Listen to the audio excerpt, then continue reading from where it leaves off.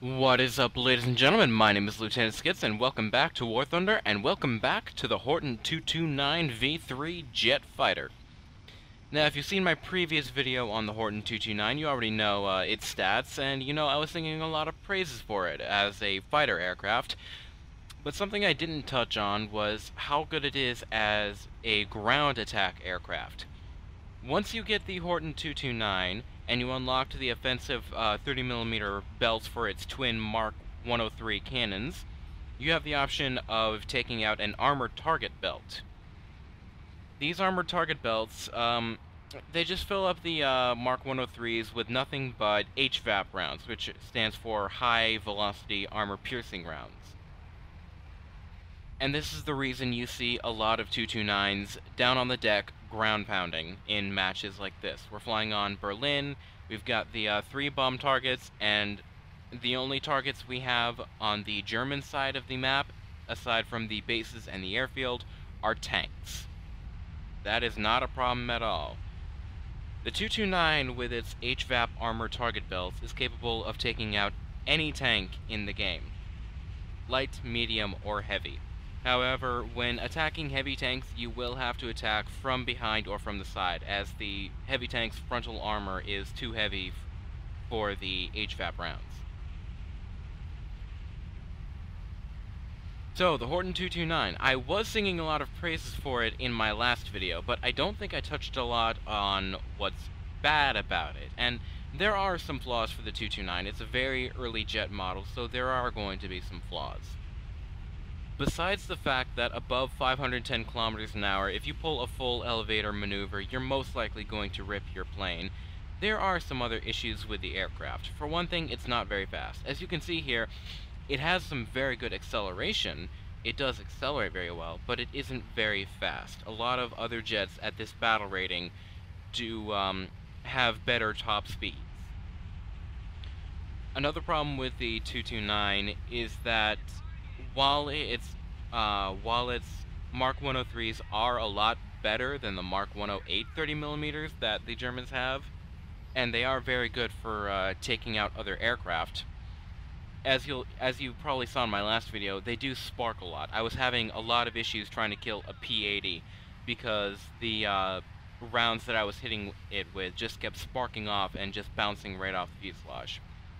You can see here, I was going for an attack on that heavy tank, but that would have been a frontal attack and I wouldn't have been able to get the kill, so that's alright, I'll just go for these medium tanks. Just lining up the shot, and watch how easy this is. One hit, one kill. What would have taken a near direct hit with a large bomb from a bomber that would have either had to fly at high altitude and probably wouldn't have even survived the run to these tanks, and probably would have missed if he had gotten the leading wrong, or would have had to fly at low altitude and would have even been more likely to get shot down, the 229 just does so easily. As I said, even heavy tanks, boom, just gone.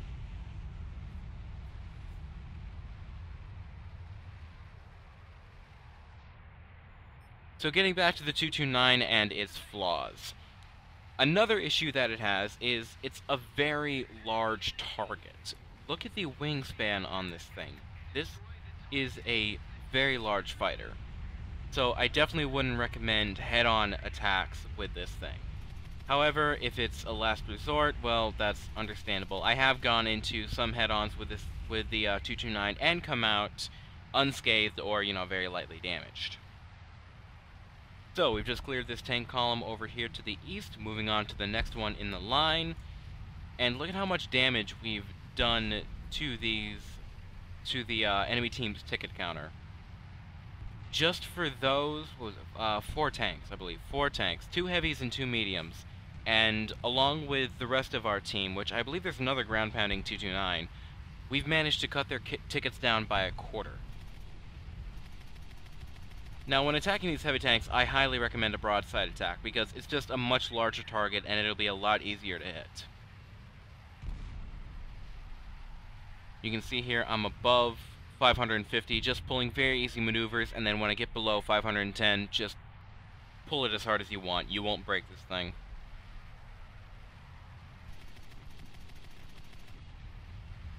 Now, while the 229 is a very large target and it is very easy to hit, it is also surprisingly durable.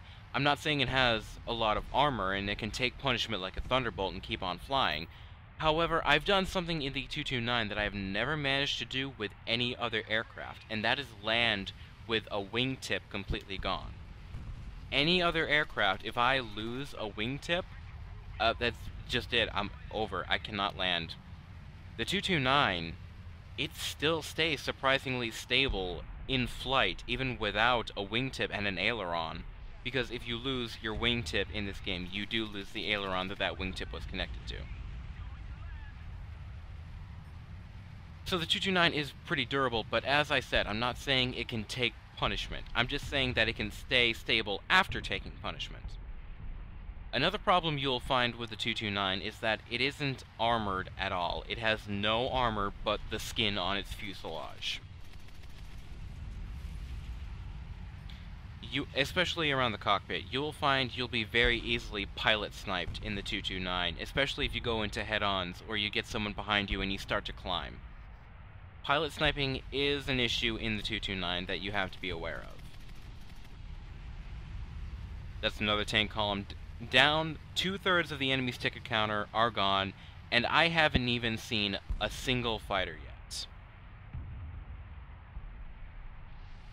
Pulling up on the next column in the line, this is just a milk run right now. This is just so easy. This is why you see so many 229s ground pounding.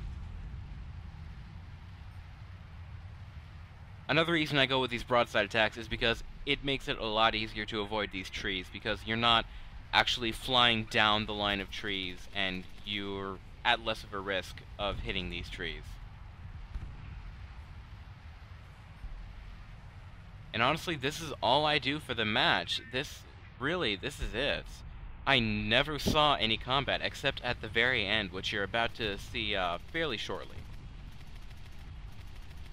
I also do want to make it a note to say here that I do not survive this match. And you can see here, take a pretty bad clip to the right wing.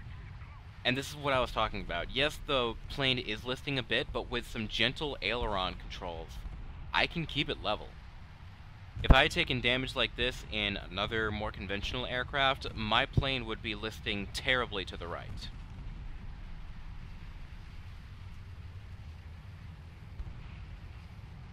Just taking a quick stock on the damage that I sustained. It's nothing critical, and there's the first fighter I have seen the entire game, a P-80, and he knows exactly where I am. And I don't know where the rumor is coming from that HVAP rounds are great when fighting other aircraft, but I have not seen very good results.